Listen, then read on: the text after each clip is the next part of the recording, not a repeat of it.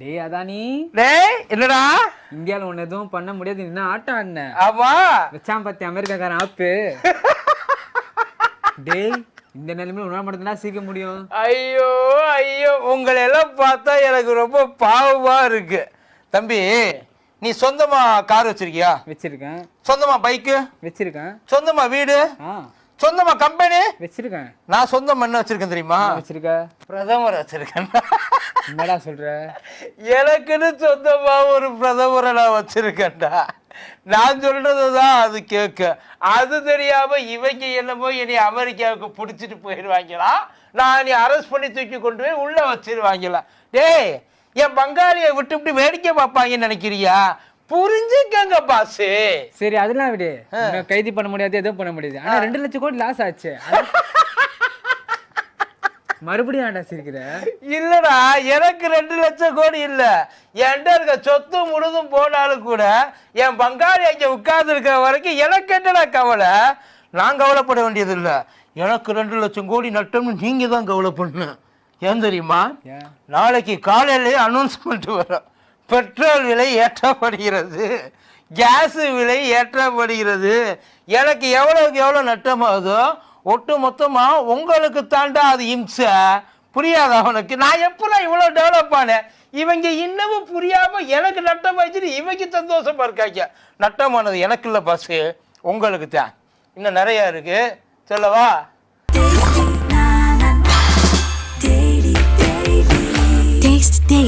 Taste the Daily.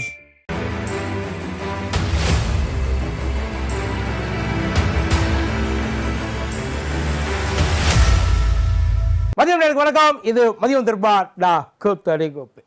Adani இந்தியாவில் ஒரு பெரிய சோலார் ப்ராஜெக்டை சைன் பண்ணியிருக்காரு. ப்ராஜெக்டோட வேல்யூவை 10,000 கோடியா. அந்த ப்ராஜெக்டை ஒட்டு மொத்தமாக 20 வருஷத்துக்கு ஐயா தான் குத்தகைக்கு எடுத்திருக்காரு. 20 வருஷத்துல ஐயாவுக்கு கிடைக்க போற லாபமும் 10,000 கோடியா. இதெல்லாம் புதுசாரா? நாம தான் இந்தியாவையே எழுதி கொடுத்துட்டோமே. இந்த ஒன் அண்ட் ஒன்லி கான்ட்ராக்டர் இந்தியாவுக்கு அவர் தானே, இது என்ன பெரிய விஷயம் அப்படின்னு நம்ம கேட்கலாம். மேட்ரு இது கிடையாது. ஐயா அந்த ப்ராஜெக்டை சைன் பண்ணுறதுக்கு சைடில் என்னென்ன வேலையெல்லாம் பார்த்துருக்கான்னு இங்கே இருக்கிறவங்க எவனும் வாயை திறக்கலை. அமெரிக்காலேருந்து அலறி அடிச்சுட்டு ஒருத்தன் ஓடி வந்திருக்கான். ஆனால் பாவி, இப்படியெல்லாம் பண்ணி தான் என்கிட்ட பணத்தை பிடுங்க, நீ இதை கொடுக்கறதுக்கா நீ வாங்கின அப்படின்னு சொல்லி அங்கே கேஸை போட்டிருக்காங்க. இப்போ நம்ம எல்லாருக்குமே உள்ளுக்குள்ளே உறுத்தும், தனியாக ஒரு ஆளாக இருந்து எப்படி இவ்வளவு பெரிய ஒரு வேலையை பார்த்துருக்கான் இல்லைப்பா தோணும்ல. ஒட்டுமொத்த கவர்மெண்ட், ஏன்னா இருக்கிற பெரிய பெரிய கவர்மெண்ட் ஆஃபீஸியெல்லாம் இதில் சிக்கியிருக்காங்க அப்படின்னு உள்ளே போய் பார்த்தா அநேகமாக ஐயா சொன்னாலும் சொல்லுவா போல, ஐயா எனக்கு இதுக்கு எந்த சம்மதமும் இல்லை, நான் ஜஸ்ட் சும்மா அசிஸ்டண்ட்டு, எல்லாத்துக்கும் காரணம் எங்க பாசு தான் அப்படின்னு கையை காமிச்சாலாம் காமிப்பாரோ? இல்லை சிக்கலாம் இல்லையா? மேட்ரு இருக்கு. காரணம் அவன் ஒருத்தன் தான், அவர் இல்லைன்னா இவர் கிடையாது. எல்லா புகழும் ஒருவனுக்கே, நீ கொசு போல எங்க ரத்தத்தை உறிஞ்சி கொண்டிரு. அதானே அநேகமாக இந்நேரம் கிளம்பி இருப்பாப்புலன்னு நினைக்கிறேன். இந்த பிகே படத்தில் ஒரு அமீர் கான் மாதிரியே இந்த பக்கம் ஒரு அனுமார் போட்டவும் இந்த பக்கம் ஒரு பெருமாள் போட்டவும் ஒட்டிகிட்டு இருக்க மாதிரி ஒரு தேசிய கொடியை போத்திட்டு கிளம்பிடுவாங்க. அதானி மேலே எவெல்லாம் அடிக்கிறானோ அவெல்லாம் தேச துரோகி, அவெல்லாம் இந்தியாவுக்கே துரோகம் பண்ணுறவன் அப்படின்னு சொல்லி எதையாச்சும் ஒன்று எழுப்பிக்கிட்டு இருப்பாங்கன்னு. கொஞ்ச நாளைக்கு முன்னாடி தான் ஹிண்டன்பர்க்கு அதானி சட்டையை பிடிச்சி கசக்குன்னு கசக்கலாம். இப்போ அமெரிக்காக்காரன் கொஞ்சம் கீழே இறங்கி அதானியோட கோட்டை பிடிச்சி கசக்குறாப்பா. வேற எதுவும் இல்லை, பிராடுகார பயனாய்வன். இவனை போயிட்டு ஏன்டா இத்தனை நாளை விட்டு வச்சிருக்கீன்ற மாதிரி அமெரிக்காவில் உள்ள ஃபெடரல் கோர்ட்டு ஒரு இதை பிடிவாரண்ட் போட்டுச்சு. ஆளை தூக்கிட்டு வர சொல்லிடுச்சு. எப்படியாச்சும் ஆளை பிடிச்சிட்டு வந்திருக்க, இது பயங்கரமான பிராடுகார பய. ஆனால் நமக்கெல்லாம் ஒரு டவுட்டு வரலாம், ஏப்பா இந்தியாவில் புழுகிற இடியாப்பத்துக்கு எதுக்குப்பா அமெரிக்காவில் பில்லு போடணும்? அதாவது ப்ராஜெக்ட் இந்தியாவோடது, இம்ப்ளிமெண்ட் பண்ண போகிறது இந்தியாவுக்குள்ள, இதுக்கு எதுக்கு தேவையில்லாமல் அமெரிக்காவுக்கு கேஸு போடணும்? அதுக்கு என்ன உரிமை இருக்குது? இது வேணும்னு திட்டமிடப்பட்ட ஒரு சதி சொல்லுவாங்க. இங்கே பண்ணதை தாண்டா, அதாவது பண்ணுறது இங்கேயா இருந்தாலும் அதுக்கு ஃபார்முலாவை போட்டது அங்கே. அதாவது இன்வெஸ்டர்ஸுக்கிட்ட காசை கிட்டத்தட்ட ஒரு $600 மில்லியன் இன்வெஸ்ட் கிட்டத்தட்ட ஒரு ஓவரால் வந்து ஒரு 25,000 கோடியா வெளியிலேருந்து முதலீட்டாளர்கிட்டேருந்து அமெரிக்க முதலீட்டாளர் வாங்கலான்றது தான் பிளான். இப்போ அதானி குழுமம் அந்த இதை வந்து நிப்பாட்டி வச்சிருக்கான். அதாவது என்ன, நாங்கள் வாங்கலை, இவன் ஏற்கனவே வாங்கினது இப்போ திரும்ப கொடுலான்னு கேட்டால் என்ன பண்ணுறதுன்னு தெரியாமல் உட்கார்ந்துருக்குறாங்க. ஆனால் வாங்கலை, நாங்கள் அதை பண்ணலை. இதுக்கு காரணம் அந்த சோலார் ப்ராஜெக்ட். நமக்கு ஆல் ஓவர் இந்தியா பூரா அந்த சூரிய ஒளி சக்தியை வச்சு மின்சாரம் எடுக்கிற அந்த ஒரு க்ரீன் ப்ராஜெக்ட்னு வைங்கல, அந்த ப்ராஜெக்டை மொத்தமாக நம்ம அதானிகிட்ட தான் கொடுத்துருக்கோம். இதுக்கு முன்னாடி இது போர்ட்டில் ஆரம்பித்து, ஏர்போர்ட்டில் ஆரம்பித்து, சீ போர்ட்டில் ஆரம்பித்து, எனர்ஜி வரைக்கும் எல்லாமே அந்த ஆள் கைக்கு போயிடுச்சு. இந்த 10 வருஷத்தில் அவர் காணாத அசுர வளர்ச்சின்றது ஒன்றுமே இல்லைன்ற மாதிரி ஆயிடுச்சு. ஆனால் அவர் மேலே ஏகப்பட்ட புகார் எவ்வளவோ பேர் எடுத்து சொன்னாலும் இடிச்ச புலியாட்ட எந்த ஆக்ஷனும் எடுக்காமல் பேசாமல் நடிச்சுக்கிட்டு இருந்தாங்கன்னு வைங்க. அதை அவரை வந்து இன்னும் சொல்ல போனால் எலெக்ஷன் அப்போ ஐயா மோடியே வாய் தவறி ஒரு வார்த்தையை சொல்லிட்டாப்புல, ராகுல் காந்திக்கு அதானிக்கிட்டேருந்து அம்பானிக்கிட்டேருந்து கருப்பு பணம் டெம்போவா வருதுன்னு. எங்கே இப்போ எடுத்து கொடுக்க வேண்டியதானே? உங்களுக்கு தான் இருக்கிற கருப்பு பணம் வச்சிருக்கவனை கண்டாலே ஆகாது இல்லை. இந்த இப்போ கூப்பிட்டு கேட்குறாங்க கோர்ட்டில், எங்கே ப்ரூவ் பண்ண சொல்லுங்கள். ஆனால் அதானி சைடில் ரொம்ப தெளிவாக சொல்லிட்டாங்க, இல்லைங்க நாங்கள் அதெல்லாம் எந்த விதமான தப்பும் பண்ணலை, நாங்கள் உண்மையை நிரூபிப்போம், குற்றத்தை நிரூபிக்கிற வரைக்கும் நாங்கள் நிரபராதி அப்படின்ற மாதிரி ஒரு ஸ்டேட்டை ஒரு இது அறிக்கையை வந்து அதானி குழுமம் விட்டுருக்கு. இப்போ மேட்ரு என்னன்னா, இங்கே இப்போ சில பேர் அந்த அதானி கூடயும் திமுகவுக்கு காங்கிரஸுக்கு ஒரு பயங்கரமான கூட்டு இருக்கு, அதை மாட்டிக்க போறாங்க. தயவு செய்து நீங்க சொல்றதெல்லாம் கேட்டால் பச்சை புள்ள கூட உங்க மூஞ்சில உச்சா போகும். ஏதாச்சும் சொல்றதா இருந்தால் நம்புற மாதிரி சொல்லணும். இப்போ அதானிக்கும் திமுகவுக்கும் காங்கிரஸுக்கும் தொடர்பா இதை எதை வச்சு சொல்றாங்கன்னா, இந்த SECIன்னு நினைக்கிறேன், இந்த இது solar energy corporation of India, அந்த ஒரு அமைப்பு வந்து ஒன்றிய அரசு கீழே இறங்குற ஒரு அமைப்பு. அது வந்து ஒன்றிய அரசு பொதுத்துறை நிறுவனம். அது கூட வந்து ஒரு ஒப்பந்தத்தை அதானி நிறுவனம் போட்டிருக்கு. இந்த அவங்களோட எனர்ஜி நிறுவனம் இருக்கு இல்லையா, அது ஒரு ஒப்பந்தம் போட்டிருக்கு. இப்போ என்னன்னா, தமிழ்நாடு, இந்த பக்கம் ஆந்திரா, அப்புறம் சத்தீஸ்கர், ஒடிசா, இங்கெல்லாம் வந்து இந்த அந்தந்த மாநில அரசு வந்து கையெழுத்து போட்டு அதானி கூட வந்து டீல் பேசியிருக்கு. அதானி கூட அது டீல் பேசல, நல்லா தெரிஞ்சு இவங்க அப்படித்தான் கிளப்பி விடுறாங்க. அவங்க பேசுனது ஒன்றிய அமைச்சகத்துக்கு கீழே இருக்க அந்த பொதுத்துறை இருக்கு இல்லையா, நான் சொன்னேன் SECI, அந்த solar energy corporation of India, அது கூட தான் அவங்க டைஅப் போட்டிருக்காங்க. அதுக்கு இவங்க போட்ட டைஅப்புக்கும் அத்தானிக்கு சம்பந்தம் கிடையாது. ஆனா அந்த பொதுத்துறை நிறுவனம் இருக்கு இல்லையா, அந்த பொதுத்துறை நிறுவனத்துக்கும் அத்தானிக்கு ஒரு பர்ஃபெக்ட் டீல் ஒன்று ஓடிட்டு இருக்கு. அது என்னன்றது அதை எதுவும் மறைக்க கூடாதுன்றதுக்காக இதை கிளப்பி விட்டாங்க. நான் எங்கட அவன் மூஞ்சியை பார்த்தேன், ஒழுங்கு அவன் யாருன்னு எனக்கு தெரியாது, அவனுக்கு எனக்கு என்ன சம்பந்தம், நான் டீல் பண்ணது ஓன் கூட. இப்ப என்னன்னா, நேரடியா ஒன்றிய அரசு வந்து இதுக்கு உடந்தையா இருந்துச்சா, இப்ப அந்த கேள்வி வேற அடுத்து வரும். இதுல கண்டிப்பா ஐயா மோடிக்கு தொடர்பு இல்லாம இருக்கிறதுக்கு வாய்ப்பு இல்லை. 1 கோடி 2 கோடி இழப்பு, 2200 கோடி ரூபாய் லஞ்சம் கொடுக்கறதா சொல்லியிருக்காங்க. இந்த $250 மில்லியன் இருக்குல்ல, இந்த $250 மில்லியன் இன்வெஸ்டர் இவன் ஆட்டையா போட்டது. அதான் அமெரிக்காலேருந்து காசு வாங்கி அவன் இந்தியாவில் லஞ்சம் கொடுத்து அவன் வேலையை முடிச்சுக்கிறதா இருக்கு. இதனால தான் இப்போ அமெரிக்காக்காரர் அதை எங்களை ஏமாத்திட்டான். இதுக்கு முன்னாடி கென்யாவில் எவ்வளோ பெரிய ஒரு வரவேற்பு அதானிக்கு கிடைச்சது நம்ம எல்லாருக்குமே நல்லா தெரியும்.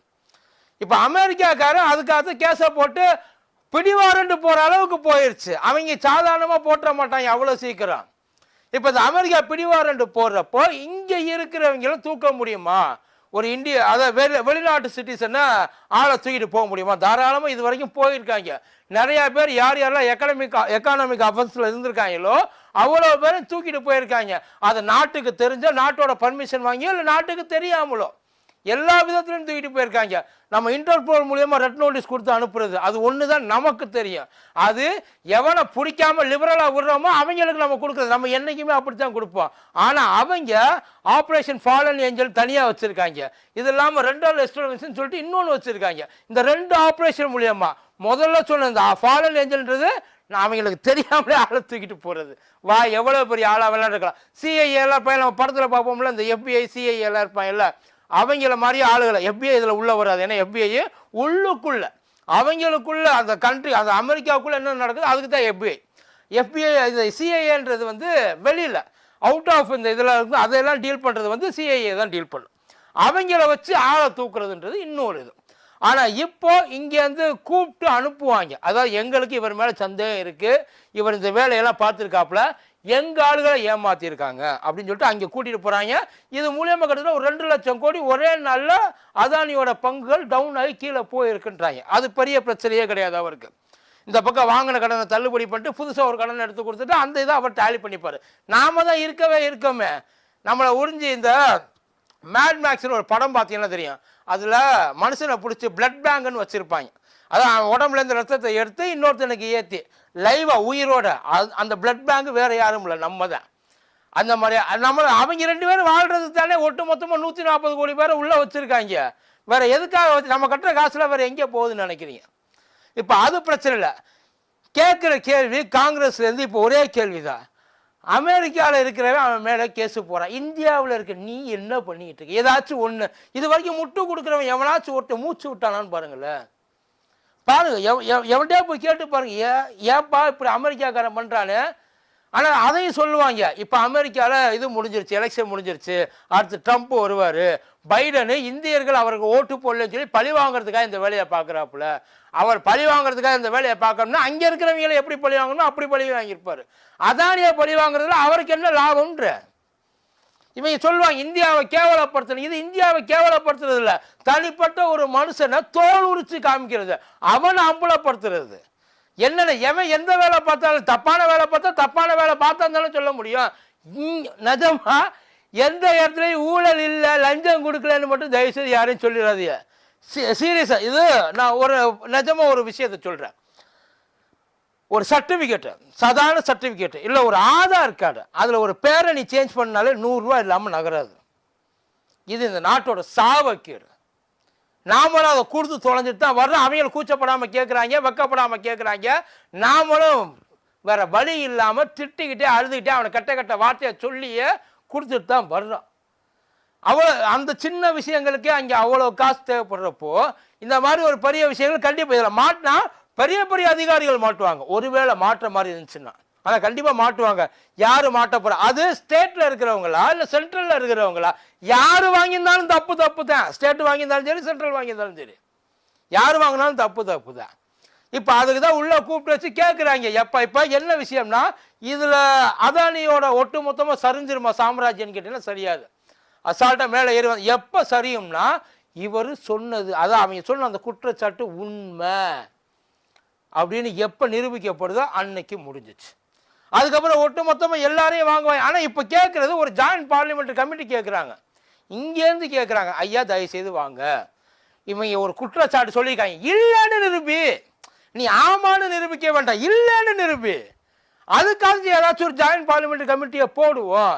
அது வரைக்கும் ஆளை தூக்கி உள்ள போய் என்கொயரி பண்ண எதுவுமே இல்லாமல் எந்த காரணமும் இல்லாமல் ஒரு சிஎம் ஒன்னால அரெஸ்ட் பண்ண முடியுது இல்லை, எந்த காரணமே இல்லாமல் ஒரு அமைச்சரை தூக்கி உள்ள வைக்க முடியுது இல்லை. ஆனால் இவ்வளோ பெரிய ஒரு குற்றச்சாட்டு எவனோ ஒருத்தர் உள்ளூர்காரன் சொன்னா பரவாயில்ல, வெளியூர்காரன் வந்து சொல்றான், அவன் கையில் அந்த ஆதாரம் இல்லாமலாம் அவன் சொல்லுவான். போய் நம்ம கேட்போம்ல, இவங்களும் கேட்பாங்க இல்லை. இப்போ இல்லைன்னு சொல்லி ப்ரூவ், அதாவது நான் உன்கிட்ட இனிமேல் காசு வாங்கலப்பா, உனக்கு எனக்கு இனிமேல் பிரச்சனை கிடையாதுப்பா அப்படின்னு சொன்னால் இங்கே கொடுத்தது இல்லைன்னு ஆயிடுமா என்ன?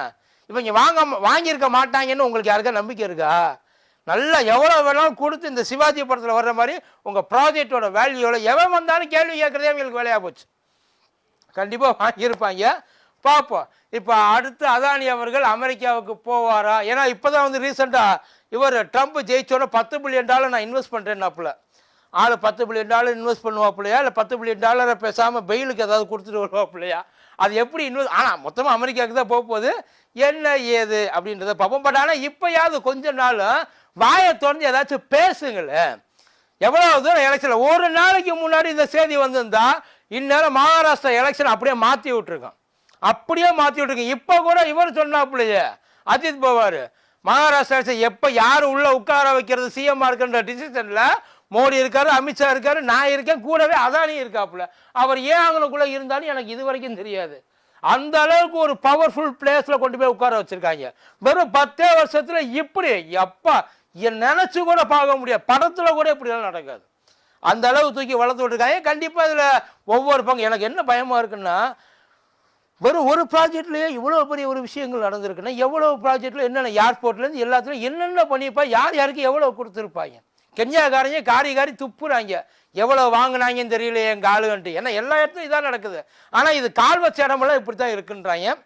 பார்ப்போம் என்ன நடக்குது. போக போக இனிமேல் ஐயா அமெரிக்காவுக்கும் இந்தியாவுக்கும் அடிக்கடி போயிட்டு வர வேண்டியது இருக்குன்னு நினைக்கிறேன். பட் வழக்கம் போல் ஐயா இருக்கிற யாம் இருக்க பயமேன் அப்படின்னு சொல்லிட்டு ஐயா கண்டிப்பாக ஓடி வந்துடுவார். இல்லை இதுக்கடையில் வேறு ஏதாச்சும் ஒரு பிரச்சனையை வந்து கிளப்பி விட்டு அதை அப்படியே மடமாற்றி விட்டு இதையெல்லாம் மறக்கடிச்சிருவாங்க நமக்கு. இதெல்லாம் நமக்கு ஒரு நாள் அவ்வளோதான், இன்னைக்கு நாளைக்கு நாளான்னைக்கு, 4வது நாள் வேறு ஏதாச்சும் ஒரு பிரச்சனை வந்து அது பின்னாடி நம்ம போயிடுவோம். இவர் அது மாட்டுக்கு அதுக்கப்புறம் நான் எவ்வளோ பெரிய ஒரு விஷயத்த சொல்லியிருக்கேன், இப்படி எங்கேயோ போயிட்டு இருக்கீங்களா அப்படின்னு அவன் கேட்பான். அமெரிக்காக்காரன் கேட்பான், நீங்கள் எல்லாம் என்னைக்கு முன்னேற போறிய திருந்த போறியன்ட்டு பார்ப்போம். எத்தனை நாளைக்கு இது தாக்கு பிடிக்குதுன்னு பார்ப்போம். நன்றி.